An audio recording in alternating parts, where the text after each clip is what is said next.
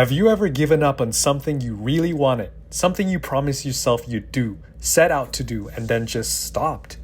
My old friend did, and I was shocked at how quietly he walked away from one of his life dreams. We were catching up after years, just sharing stories about life, work, the things we thought we'd accomplish. Somehow, we got onto the goals we made 5 years ago, the ones we were supposed to chase relentlessly. I asked him about one of his big ideas back then, and his answer shocked me. He had given up, not with drama, not with some epic tale of failure, just quietly.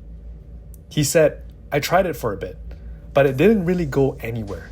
I guess it wasn't for me. And in that moment, I realized something. This isn't just him. This is all of us. I've been there, and I can guarantee you've been there too at some point.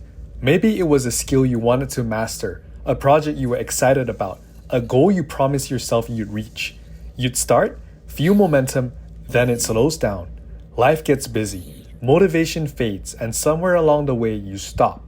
You tell yourself a story about why it wasn't meant to be. But here's the part most of us never notice. Success is usually right before it clicks. The breakthrough often happens after long strings of near failures and time, consistency, and effort. Right when it feels impossible, when everything seems to crumble, that's often when it's about to work. But in the moment, you don't know, so we quit. After our conversation, I started noticing it everywhere. Colleagues abandoning projects just weeks before payoff. Friends giving up on skills they adamantly claimed they'd master. And myself too. I've said I'm going to dunk a basketball far too many times to count, but I didn't put enough effort to warrant giving up.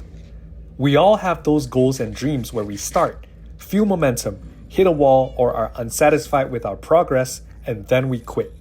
But what if we didn't quit? What if we showed up just one more time? What could you accomplish if you didn't quit or give up right before it worked? Because most things in life don't end with dramatic failure. They end quietly with the decision to stop showing up. And the story only seems finished because we stopped it. We decided the outcome. Think about it. Have you ever abandoned a project and later wondered, what if I had just pushed a little further? We all have. And it's not because we're incapable. It's because we don't want discomfort. We fear failure. We fear looking foolish in front of others. And we fear that it might still not work. So we quit. We tell ourselves some things aren't meant for us, but deep down we know that's not the full story. I know I do. And the tension grows when you start noticing it everywhere. The goals we paused, the skills we abandoned, the ideas we shelved. We start to see a pattern. Most of us do quit far too early, right before the story is ready to change, right before the breakthrough happens. And maybe you're in that moment right now, feeling like it's too late, like it's never going to work, like you already lost. But here's the thing, it ain't over. Not yet.